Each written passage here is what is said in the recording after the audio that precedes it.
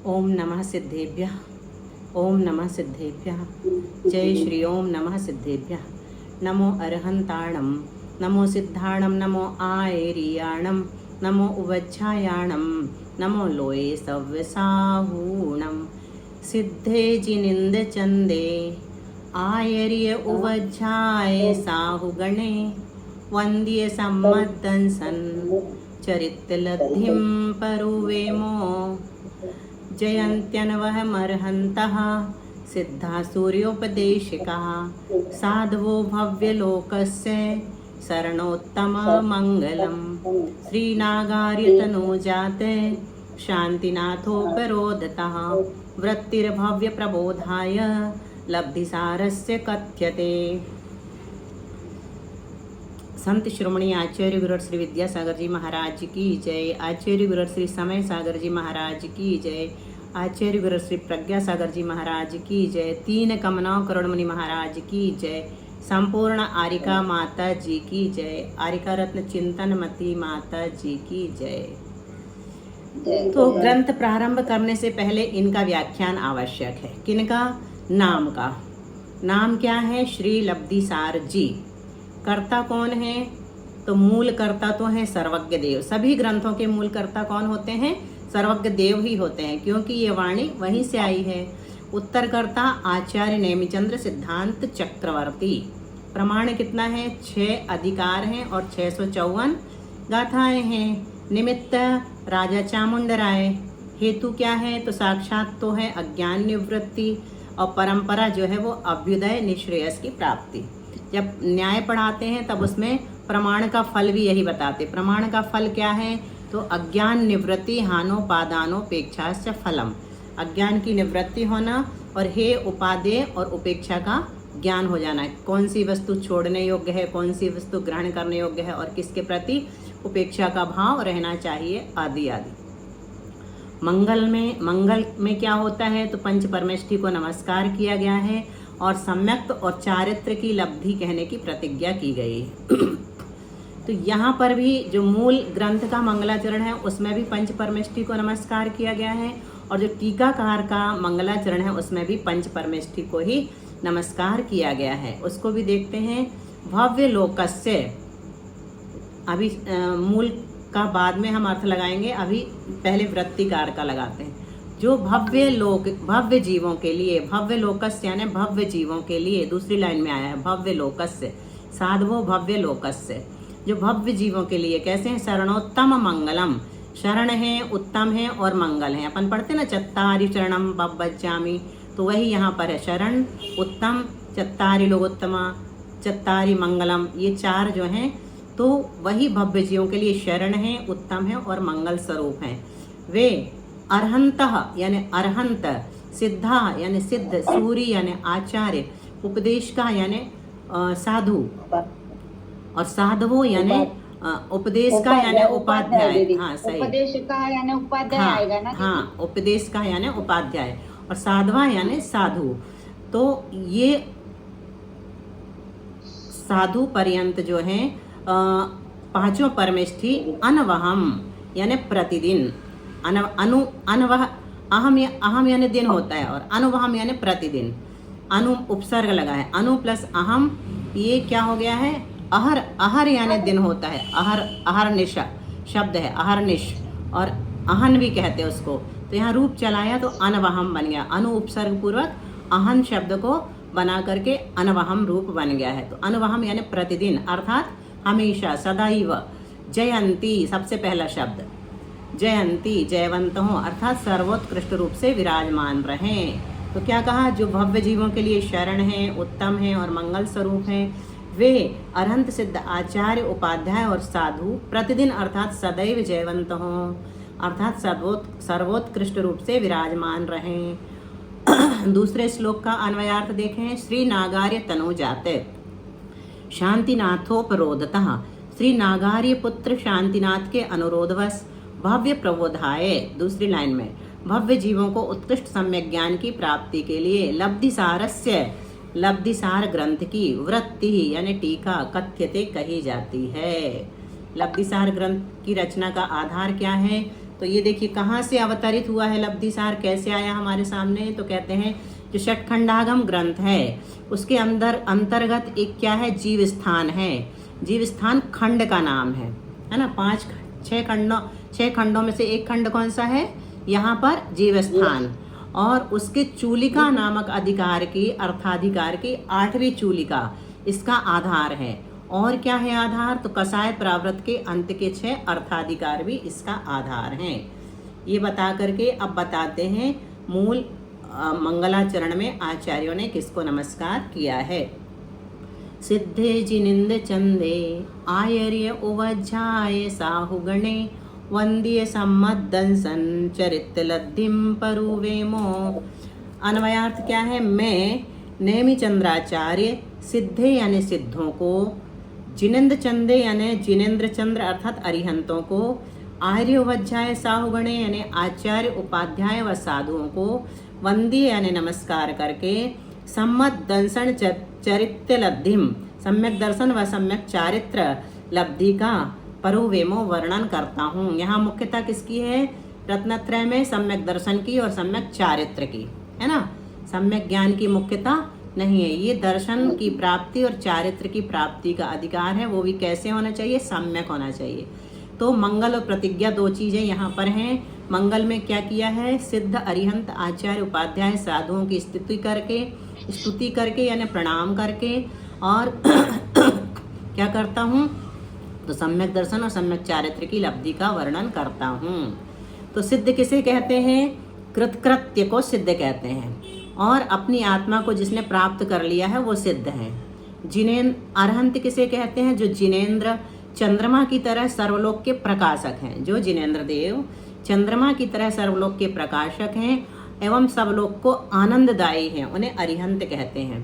आचार्य किसे कहते हैं, तो पंचाचारों का प्रवर्तन करने में जो तत्पर होते हैं उन्हें आचार्य कहते हैं।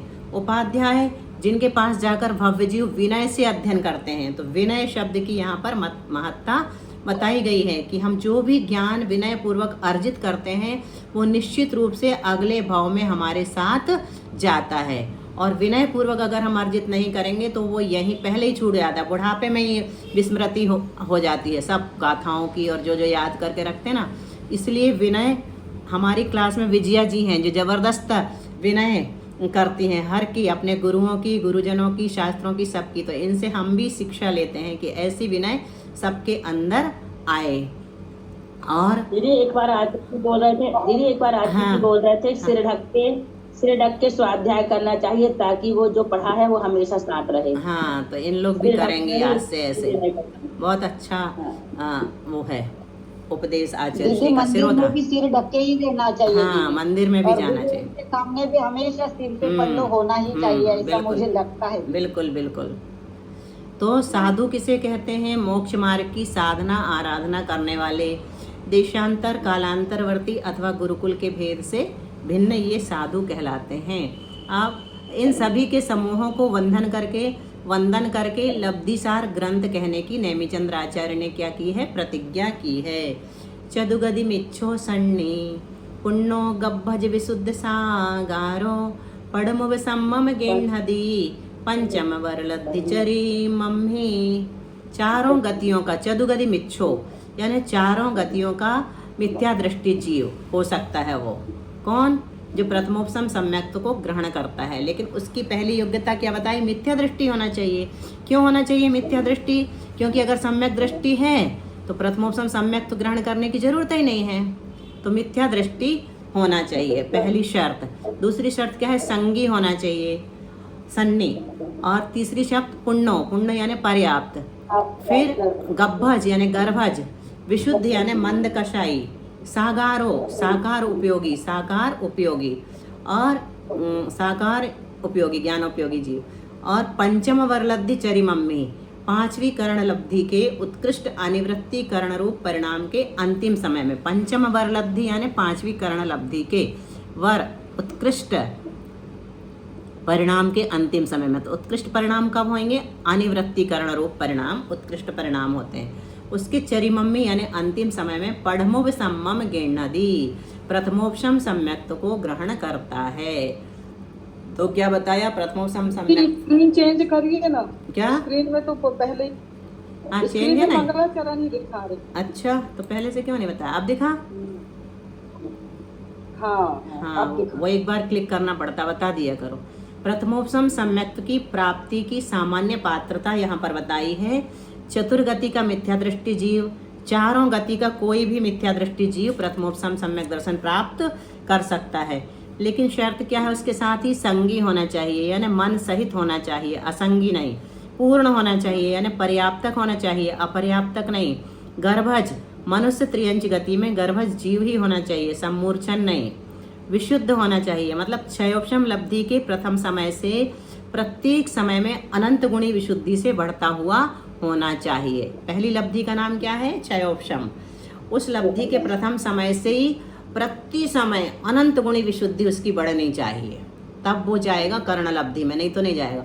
अनंत गुणी विशुद्धि बढ़ने लगी तो विशुद्धि में जाएगा, फिर देशना में जाएगा, फिर प्रायोग्य में जाएगा।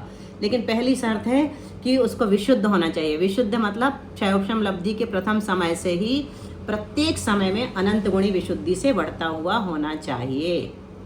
और साकार मतलब ज्ञानोपयोगी होना चाहिए, दर्शनोपयोगी को नहीं होगा। ऐसा उपर्युक्त चतुर्गति का मिथ्या दृष्टि जीव पांचवी कर्ण लब्धि के अनिवृत्तिकरण के अंत समय में प्रथमोपसम सम्यक तो प्राप्त करता है। साकार का अर्थ ऐसा भी है, जागृत होना चाहिए, स्त्यान गृद्धि आदि 3 निद्राओं से रहित होना चाहिए। अब प्रश्न किया, क्या औपाधिक जन्म वाले देव नारकियों को प्रथमोपसम सम्यक तो नहीं हो सकता? उपाध जन्म वाले देव और नारकियों को क्या प्रथमोपसम सम्यक तो नहीं हो सकता? क्योंकि आपने तो गर्भज कह दिया। तो उत्तर क्या है कि देव और नारकियों का औपाधिक जन्म ही होता है। यहाँ गर्भज कहकर मनुष्य त्रियंचों का ग्रहण किया है, क्योंकि उनमें सम्मूर्छन जीव भी होते हैं, तो उनका निषेध यहाँ पर किया गया है। इससे औपाधिक का निषेध नहीं किया, अतः औपाधिक जन्म वालों को प्रथमोपसम सम्यक होता है। किस पद से किसका निषेध होता है ये हमने देखा। तो अब यहाँ पर बताते हैं मिथ्या दृष्टि कहाँ, तो किसका प्रतिषेध हो गया? बाकी के गुण स्थानों में सासादन और मिश्र का प्रतिषेध हो गया, क्योंकि चौथे वाले को तो सम्यक दर्शन होता ही नहीं, चौथे से ऊपर वालों को। तो 3 गुण स्थान बचे हैं। पहला कहाँ, इसका मतलब दूसरे वाले को प्रथमोपसम सम्यक तो नहीं होगा और तीसरे वाले को भी नहीं होगा। प्रथमोपसम सम्यक रूप परिणमन होने की शक्ति का अभाव है, ये कारण है। किसमें? सासादन सम्यक दृष्टि में और मिश्र जीवों में, मिश्र गुण स्थान वाले जीव में। फिर वेदक सम्यक दृष्टि कहाँ, तो वेदक सम्यक दृष्टि का मिथ्या दृष्टि कहने से वेदक सम्यक दृष्टि का भी प्रतिषेध हो गया। क्यों हो गया? क्योंकि इस जीव ने पहले ही प्रथमोपसम सम्यक दर्शन प्राप्त कर रखा है। वेदक सम्यक दृष्टि किसको कहते हैं? छायोपशमिक सम्यक दृष्टि को, है ना? हाँ, और संगी कह दिया तो असंगी का निषेध हो गया। मन के बिना विशिष्ट ज्ञान की उत्पत्ति नहीं होती। पर्याप्त कहा तो अपर्याप्त का निषेध हो गया। अपर्याप्तक जीवों में भी प्रथमोपसम सम्यक की प्राप्ति यानी उत्पत्ति की योग्यता का विरोध है, उत्पत्ति होने का विरोध है। पंचेंद्रिय कह दिया तो एकेंद्रिय से 4 इंद्रिय तक के जीवों को नहीं होगा। सम्यक तो ग्रहण करने योग्य परिणाम एकेंद्रिय और विकलेंद्रियों में नहीं हो सकते हैं। गर्भज कह दिया तो सम्मूर्छन का प्रतिषेध हो गया। सम्मूर्छन जीवों के प्रथमोपसम सम्यक की योग्यता नहीं है। और विशुद्ध कहने से संक्लेश सहित का प्रतिषेध कर दिया। विशुद्धि के बिना प्रथमोपसम सम्यक का संभव नहीं है होना, मतलब प्रथमोपसम सम्यक तो प्राप्त नहीं होता। और अनाकार कह दिया तो अनाकार उपयोग में गुण दोषों का विचार नहीं होता, इसलिए गुण दोष का विचार जो करेगा वही तो सम्यक दर्शन प्राप्त करेगा। उपसम सम्यक के कितने भेद बताए? 2। प्रथमोपशम और द्वितीयोपशम। हाँ, प्रथमोपसम और द्वितीयोपसम। तो उपसम सम्यक वीडियो बंद करके रखी हो। अरे हाँ, अच्छा हुआ बता दी। वीडियो चालू है लेकिन मैंने ऊपर से कैमरा पुश नहीं की थी। अच्छा हुआ बता दी, ये तो पूरी क्लास हो जाती है। बता दिया करो, इसमें कई चीज़ें क्लिक करनी पड़ती, जल्दबाजी में भूल जाते। तो उपशम सम्यक तो किसे कहते हैं? दर्शन मोहिनी की प्रकृतियों का अंतरकरण करके। अंतरकरण का उदाहरण दिया था, पंडित जी का उदाहरण बताया था छोटी दीदी ने, कि जैसे जुलूस जा रहा है, जुलूस में कुछ लोग पीछे के आगे चले गए और कुछ लोग आगे के पीछे रह गए, बीच में क्या हो गया? गैप हो गया। उसको क्या कहते हैं? अंतरकरण। ऐसे ही कुछ प्रकृतियां ऊपर चली जाती हैं और कुछ प्रकृतियां नीचे चली जाती है, बीच में गैप हो जाता है। वहां पर एक अंतर मुहूर्त तक एक भी प्रकृति ऐसी नहीं रहती जो उदय में रहे। उस सबका उपशम हुआ रहता है, तो उसको अंतरकरण कहते हैं। यही अपने को पढ़ना है विशेष रूप से लब्धि सार में, अगली गाथाओं में। अभी सिर्फ यहाँ पर संज्ञा डाल दी है, प्रयोग किया है अंतरकरण शब्द का। जो ये तत्वार्थ, जो आग प्रत्यागाल है, आगाल प्रत्यागाल इसी के अंतर्गत हाँ, माना आगाल जाता है ना? प्रत्यागाल मतलब ऊपर की प्रकृतियों का नीचे आना, नीचे की प्रकृतियों का ऊपर जाना, यही कहलाता है। तो वो उसी में अंतरकरण जब पढ़ाएंगे चित्र सहित, तब उसमें बताएंगे कि कैसे आगाल हो रहा है, कैसे प्रत्यागाल हो रहा है, उसी के अंतर्गत गाथाओं में आएगा। तो दर्शन मोहिनी की प्रकृतियों का अंतरकरण करके जो तत्वार्थ श्रद्धानुरूप सम्यक्त्व प्राप्त होता है, उसे उपशम सम्यक्त्व कहते हैं। प्रथमोपशम सम्यक्त्व क्या है? अभी हमने क्या पढ़ा? मूल उपशम सम्यक्त्व, उसके दो भेद हैं, प्रथमोपशम और द्वितीयोपशम। तो प्रथमोपशम किसे कहते हैं और द्वितीयोपशम किसे कहते हैं? तो प्रथमोपशम सम्यक्त्व अनंतानुबंधी क्रोध, मान, माया, लोभ तथा मिथ्यात्व, सम्यक मिथ्यात्व, सम्यक्त्व प्रकृति, इन 7 प्रकृतियों के अथवा सम्यक्त्व के बिना 6 प्रकृतियों के, ये 6 प्रकृतियां बनती हैं उद्वेलना करने वाले जीव की, जिसने सम्यक्त्व प्रकृति की उद्वेलना कर दी है। और सम्यक मिथ्यात्व के बिना शेष 5 प्रकृतियों की। तो सम्यक मिथ्यात्व की जो उद्वेलना कर देता है, उसकी फिर 5 प्रकृतियां बचती हैं, मिथ्यात्व और 4 अनंतानुबंधी। उनकी अपेक्षा से ये बात कही है, उनके उपशम होने से मिथ्यात्व गुण स्थान में से चौथे, 5वें, 7वें गुण स्थान में जो उपशम सम्यक्त्व प्राप्त होता है, उसे प्रथमोपशम सम्यक्त्व कहते हैं। मिथ्यात्व से चौथे, दीदी 5 उद्वेलना का क्रम कैसा रहेगा? उद्वेलना आहार पहले सम्यक प्रकृति की होगी। नहीं, हाँ, इन 3 में तो पहले सम्यक्त्व की होगी। हाँ, वैसे 13 प्रकृतियों में आहारक की सबसे पहले, 13 उद्वेलना प्रकृतियां हैं, तो इन 3 में सबसे पहले सम्यक्त्व प्रकृति की, फिर सम्यक मिथ्यात्व की होती है ना।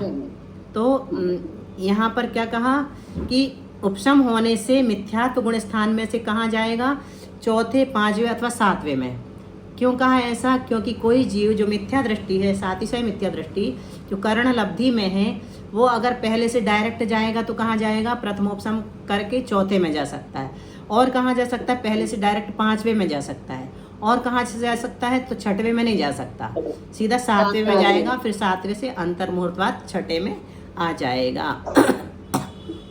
जो उपशम सम्यक्त्व प्राप्त हुआ उसे प्रथमोपशम सम्यक्त्व कहते हैं। उपशम श्रेणी चढ़ने के सम्मुख अवस्था में, द्वितीयोपशम किसे कहते हैं? उपशम श्रेणी चढ़ने के सम्मुख अवस्था में छायोपशमिक सम्यक्त्व से जो उपशम सम्यक्त्व प्राप्त होता है। देखो, प्रथमोपशम सम्यक्त्व किससे प्राप्त होता है? मिथ्यात्व से, यानी पहले गुण स्थान से।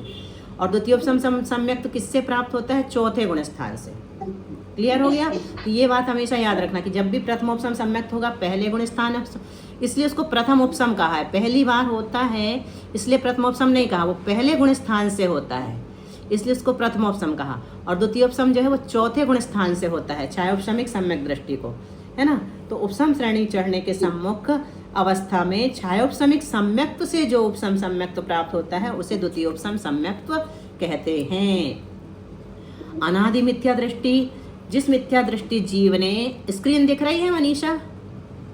जी हाँ। जी दीदी, जिस मिथ्या दृष्टि जीव ने, ठीक है, अभी तक सम्यक्त्व को प्राप्त नहीं किया है, वह अनादि मिथ्या दृष्टि है। जिस अनादि मिथ्या दृष्टि किसे कहते हैं? जिसको अभी तक सम्यक दर्शन की प्राप्ति आज तक नहीं, एक बार भी नहीं हुई, है ना। आज तक अनादि से जो निगोद से निकल भी आया है, संसार में भी पड़ा है, त्रस में और विकलत्रय में और एकेंद्री में, तो भी उसको आज तक सम्यक दर्शन की प्राप्ति नहीं, पंचेंद्री भी अनंत बार बन गया तो भी उसको सम्यक दर्शन की प्राप्ति नहीं हुई है, वह अनादि मिथ्या दृष्टि जीव है। और साधी किसे कहते हैं? जिसने सम्यक्त्व को प्राप्त किया, पश्चात पुनः मिथ्यात्व परिणामों को प्राप्त हो गया, उसे साधी मिथ्या दृष्टि कहते हैं।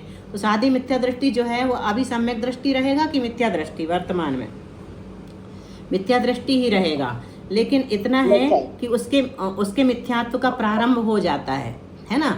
मिथ्यात्व अनादि नहीं है, एक बार फिर से उसके मिथ्यात्व की शुरुआत हो गई है, इसलिए उसको साधी मिथ्या दृष्टि कहते हैं। अनादि जैसा साधी मिथ्या दृष्टि किसे कहते हैं? तो जिस साधी मिथ्या दृष्टि को मिथ्यात्व में आए हुए पल्ले का असंख्यात भाग प्रमाण काल बीत गया है, वह अनादि मिथ्या दृष्टि जैसा है, क्योंकि अब उसे पुनः प्रथमोपशम सम्यक्त्व ही प्राप्त करना होगा। कितना बीत गया काल? पल्ले का असंख्यात। ये टर्म अच्छे से याद रख लो, कई जगह आएगा, हजारों बार अपने को पल्ले बट्टे असंख्यात पढ़ना पड़ेगा। तो एक बार सम्यक दर्शन हो गया और अगर लगातार बना रहा तो पल्ले के असंख्यातवें काल तक फिर वो अनादि मिथ्या दृष्टि जैसा हो जाता है। सम्यक दर्शन छूट गया और फिर मिथ्यात्व में चला गया और फिर से दोबारा सम्यक दर्शन प्राप्त नहीं किया। कब तक नहीं किया? पल्ले के असंख्यात विभाग प्रमाण काल तक। ये कितना बड़ा होता है पल्ले का असंख्यात विभाग? असंख्यात वर्षों का होता है। जब भी पल्ले का असंख्यात विभाग कहें तो हमें डरने की जरूरत नहीं, असंख्यात वर्ष समझ लो, इतना ही बहुत है ना। तो असंख्यात वर्षों का होता है तो वो अनादि मिथ्या दृष्टि जैसा हो जाता है। असंख्यात वर्ष तक जिसने फिर से सम्यक दर्शन प्राप्त ही नहीं किया तो उसके परिणाम वैसे ही हो जाते हैं जैसे अनादि मिथ्या दृष्टि के होते हैं, क्योंकि अब उसे पुनः प्रथमोपसम सम्यक्त्व ही प्राप्त करना होगा।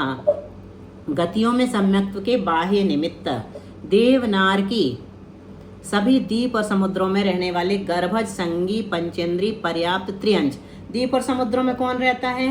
सभी ढाई द्वीप को छोड़ करके सभी द्वीप और समुद्रों में गर्भज, संगी, पंचेंद्री होते हैं, वो पर्याप्तक भी होते हैं, त्रियंच मतलब दोनों होते हैं। ऐसा नहीं कि अपर्याप्तक नहीं होते, लेकिन उनको सम्यक, जिनको सम्यक दर्शन हो सकता है वो कौन है? गर्भज है, संगी हैं, पंचेंद्री हैं, पर्याप्त हैं, ऐसे त्रियंच। और ढाई द्वीप व दोनों समुद्रों में रहने वाले, दोनों समुद्र कौन से?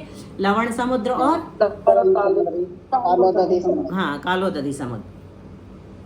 तो इन दोनों समुद्रों में रहने वाले गर्भज पर्याप्त मनुष्य जो है प्रथमोपसम सम्यक तो उत्पन्न कर सकते हैं। समुद्रों में कैसे मनुष्य रहेंगे? समूर्छन हाँ, वहाँ पे तो नहीं, वहाँ पे तो लोग को उठा के ले जाते हैं, जिन त्रियंच को या मनुष्य को उठा के ले वैसे जाते हैं। मनुष्य वहाँ पर प्राप्त हो जाते हैं, है ना। बाकी वहाँ उत्पन्न होने वाले नहीं रहते जी। वहाँ पे होंगे त्रियंच ही होंगे समुद्रों में, जिनको डाल दिया जाता है, भेज दिया जाता है उनको। गति, मनुष्य गति में क्या कारण है सम्यक दर्शन के लिए? निमित्त क्या है? तो जाति स्मरण है, देव दर्शन है, धर्म श्रवण है। त्रियंच गति में भी यही तीनों है ना, जाति स्मरण, देव दर्शन, धर्म श्रवण। नरक गति में 1 से 3 नरक तक तो वेदनानुभव है, एक जुड़ गया, जाति स्मरण और धर्म श्रवण पहले जैसा है, ठीक है।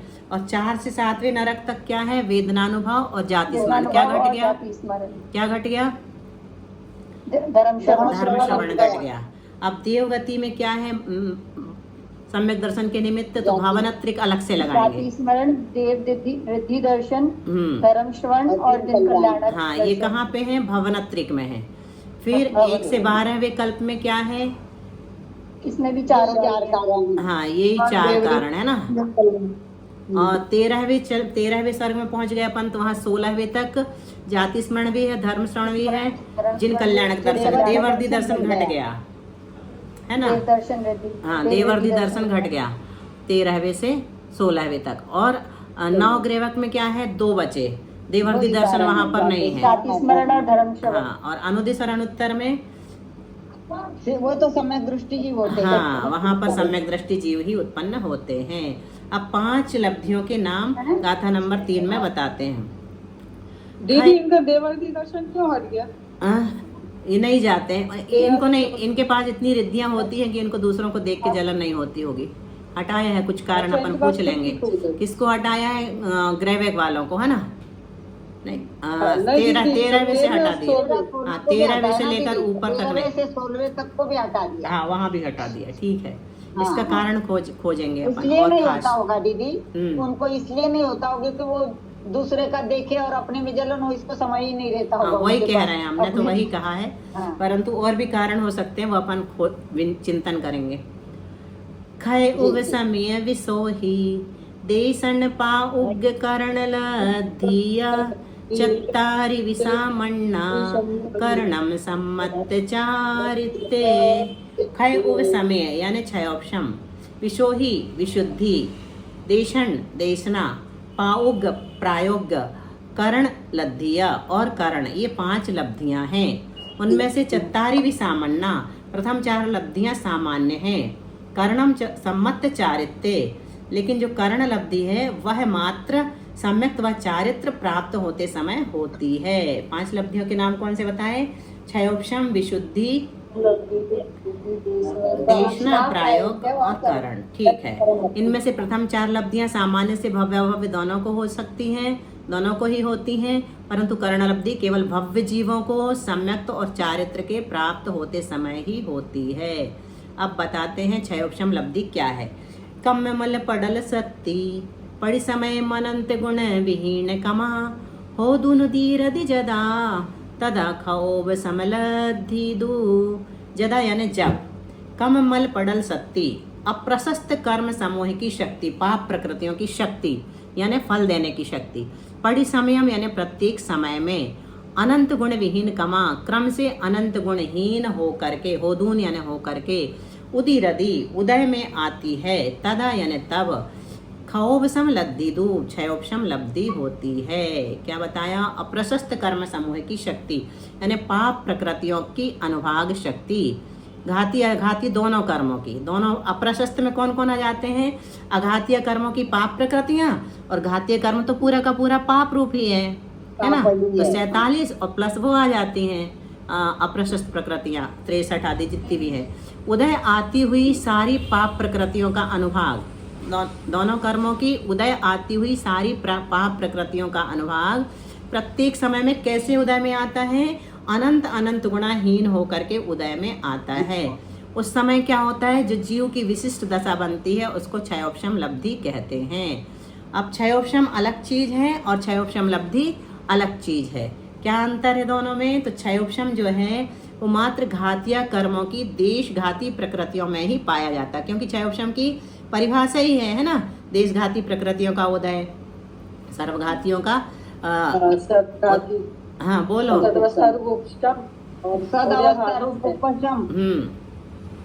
और पहले तो उद्याभावी क्षय, हाँ पहले तो उद्याभावी क्षय, फिर सदावस्था रूप उपशम होगा और फिर देशघाती प्रकृति का उदय रहेगा। सर्वघाती प्रकृतियों का उद्याभावी क्षय, उन्हीं का सदवस्था रूप उपशम, और देशघाती प्रकृतियों का उदय, इसको क्षयोपशम कहते हैं। ये अलग चीज है, ये तो लंबे समय तक होती है, अंतर्मुहूर्त थोड़ी होती है क्षयोपशम की दशा। लेकिन क्षयोपशम लब्धि सिर्फ अंतर्मुहूर्त रहेगी। तो क्षयोपशम मात्र घातीय कर्म की देशघाती प्रकृतियों में पाया जाता है, जबकि क्षयोपशम लब्धि घातीय के सर्वघाती, देशघाती एवं अघातीय के भी अप्रशस्त कर्मों में पाई जाती है क्षयोपशम लब्धि। ठीक है। और फिर क्षयोपशम रहने पर देशघाती का जितना अनुभाग है वह उदय में आता है।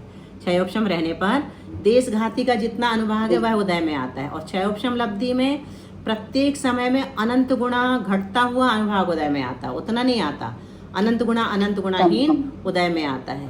और कर्मों का क्षयोपशम यथायोग्य अनादि से लगातार पाया जा रहा है, लेकिन क्षयोपशम लब्धि संगी पंचेंद्री होने पर ही अंतर्मुहूर्त काल के लिए होती। कर्मों का क्षयोपशम तो संगी पंचेंद्री नहीं हो उनका भी होता है ना, ज्ञानावरण का क्षयोपशम सभी जीवों का होता है। क्षयोपशम निद्रा में, विग्रह गति में, सर्वत्र सर्व दशाओं में पाया जाता है, लेकिन क्षयोपशम लब्धि जागृत पर्याप्तक दशा में ही पाई जाती है। मिथ्यात्व आदि सर्वघाती प्रकृतियों का क्षयोपशम नहीं होता। जो सर्वघाती प्रकृतियां हैं उनका क्षयोपशम नहीं होता, देशघाती का ही होता है, परंतु मिथ्यात्व आदि प्रकृतियों की क्षयोपशम लब्धि पाई जाती है। गाथा नंबर 5। आदिम लद्धि भवो जो भावो जीवस्य साध बहुदीनम सत्थाणम पैडीनम बंधन जोगो विसोहि लद्धि सो।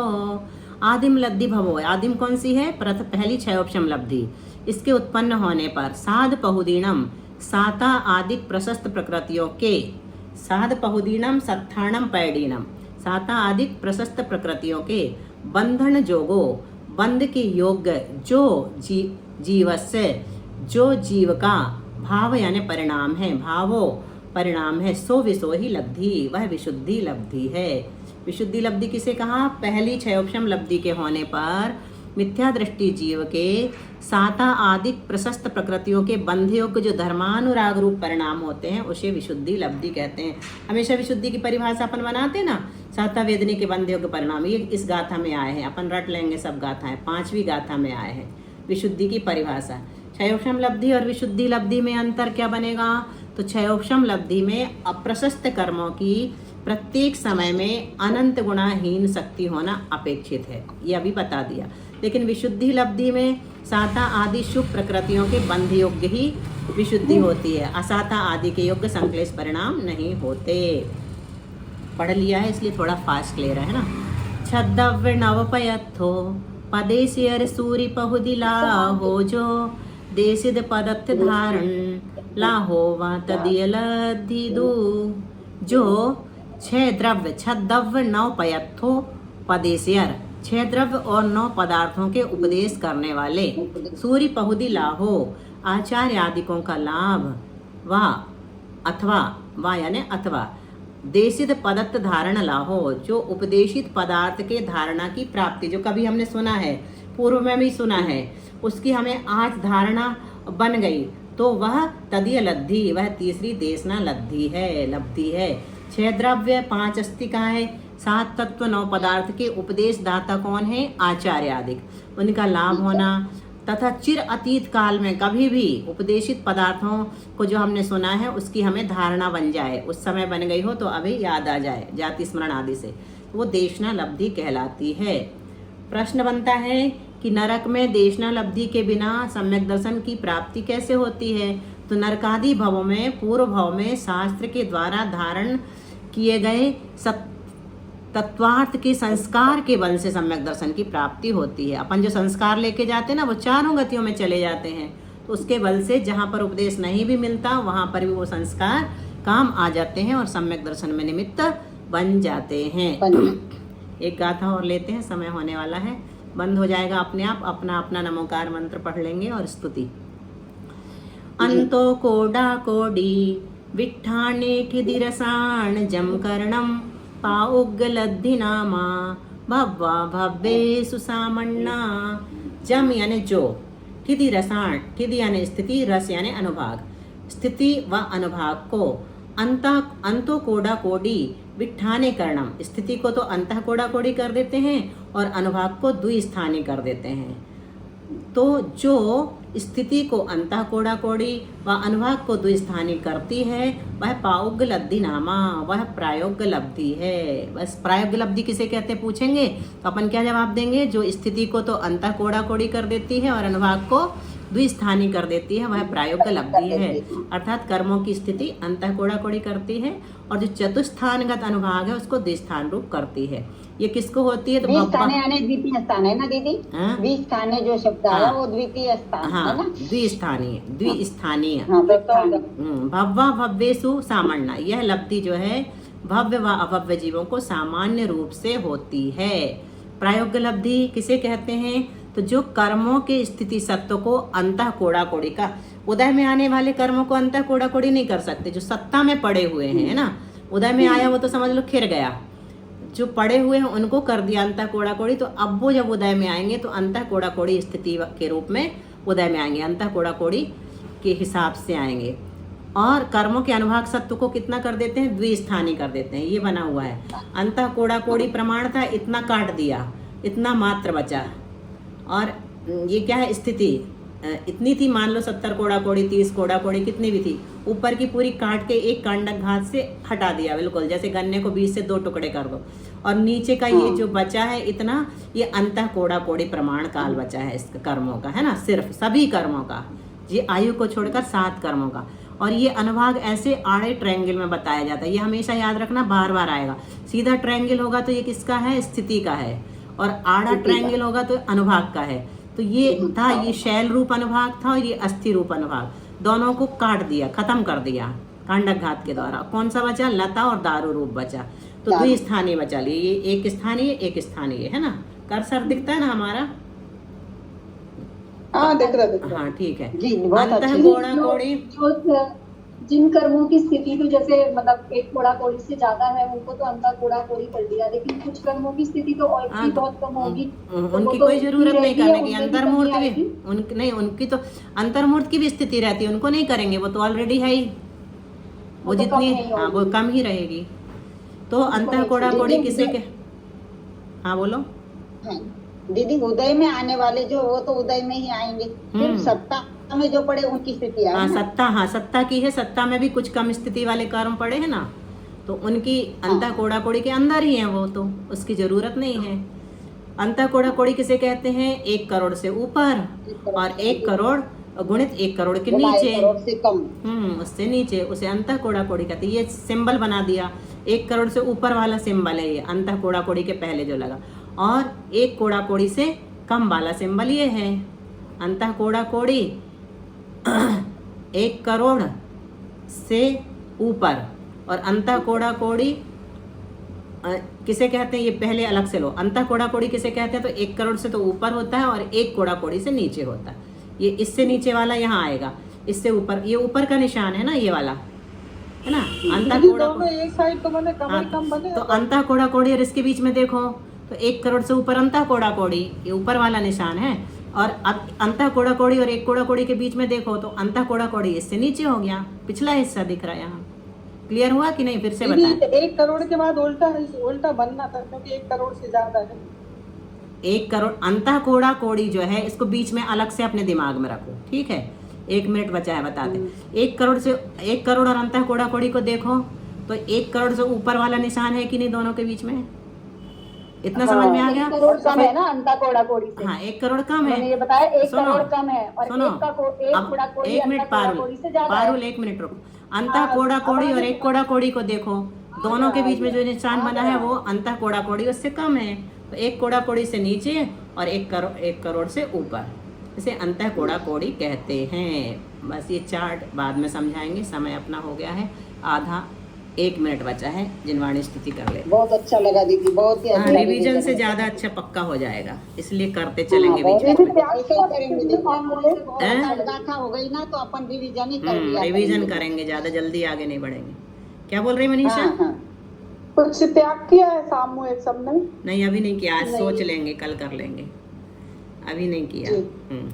दीदी अपने स्वास्थ्य का जरूर ध्यान रखिएगा। रखना है ना, इसलिए तो सोच विचार के क्लास लगाते हैं। वाणी जिनेन्द्र कथिता दुख हारिणी है, संत्रस्त भव्य जन को सुखदायिनी है। तेरा करूं स्तवन में ऐ अम्ब देवी, तो शीघ्र ही बन सकूं निज आत्म सेवी। हे शारदे अब कृपा कर दे जरा, तो तेरा उपासक खड़ा पव से डरा जो।